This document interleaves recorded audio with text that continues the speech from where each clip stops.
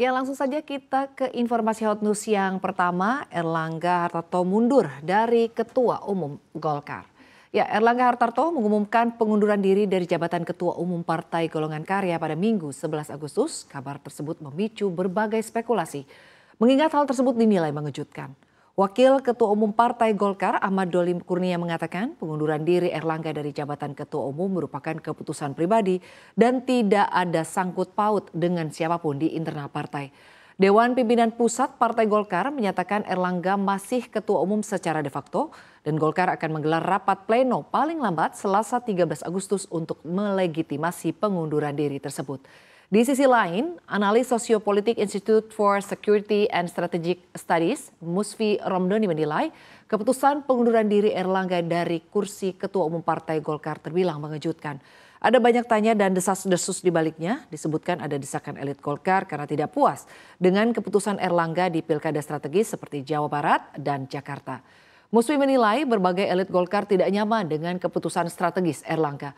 Kemungkinan besar ini soal keputusan di pilkada atau sikap Erlangga yang dinilai terlalu akomodatif.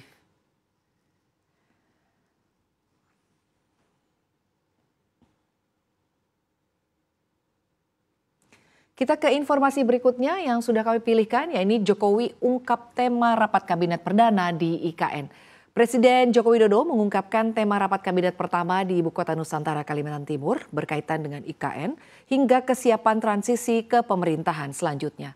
Dalam rapat perdana tersebut, Presiden Joko Widodo akan menjelaskan kembali mengenai IKN, PMI Purchasing Management Index, serta masalah yang lain-lain yang memang berkaitan dengan keberlanjutan dan transisi.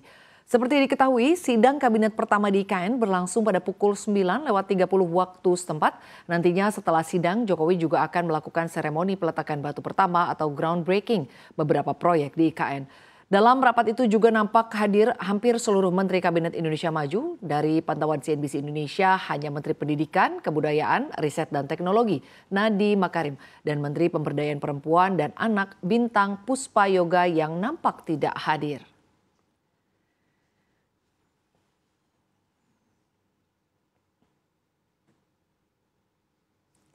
Ya, kita ke informasi selanjutnya. Pemirsa, Ukraina serang Rusia, PLTN terbakar.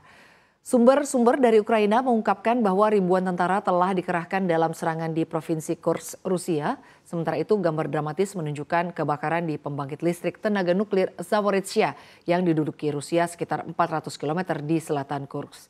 Seorang pejabat keamanan Ukraina mengatakan kepada AFP bahwa tujuan dari serangan ini adalah untuk mengguncang stabilitas Rusia dan memperpanjang garis pertahanan Rusia dengan serangan cepat dan bergerak. Namun masih belum jelas berapa lama operasi ini dapat berlangsung, terutama dengan ancaman dari Kremlin yang berencana mengerahkan pasukan cadangan untuk memadamkan serangan tersebut. Serangan ini juga dipandang sebagai demonstrasi kepada Rusia dan sekutu barat Ukraina bahwa Kiev masih mampu melancarkan serangan yang berhasil. Di sisi lain, Kementerian Pertahanan Rusia mengatakan telah menggagalkan serangan oleh kelompok-kelompok bergerak Ukraina di 3 desa di utara dan juga timur Kornevo, Tolpino, Suravli, Opshi, Kolodes yang semuanya berjarak 25 hingga 30 km dari perbatasan yang merupakan titik terjauh yang diakui Moskow yang telah dicapai dalam serangan tersebut.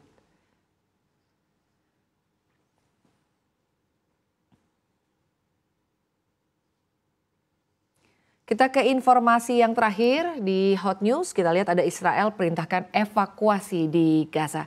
Israel memperluas perintah evakuasi di wilayah Khan Yunis, Gaza. Hal ini terjadi setelah serangan negeri Zionis menewaskan 90 warga sipil di daerah tersebut. Dalam sebuah pengumuman di X Minggu 11 Agustus, Israel meminta warga sipil untuk kembali mengungsi ke zona aman terbaru yang ditetapkan. Mereka mengaku perintah ini diturunkan tatkala sedang berupaya menargetkan sejumlah sel milisi Hamas di wilayah itu yang biasa melancarkan serangan dan juga menembakkan roket ke Israel. Tentara Israel mengatakan telah menyerang sekitar 30 target militer Hamas dalam 24 jam sebelumnya, termasuk bangunan militer, pos peluncuran rudal anti-tank, dan juga fasilitas penyimpanan senjata. Namun salah satu serangan mengenai sebuah sekolah yang menewaskan 90 warga. Kemudian pada hari Minggu, serangan udara Israel di dekat pasar Khan Yunis di pusat kota menewaskan 4 warga Palestina dan melukai beberapa lainnya. Asap juga nampak mengepul dari area tempat pesawat Israel melakukan serangan. Warga mengatakan 2 gedung bertingkat dibom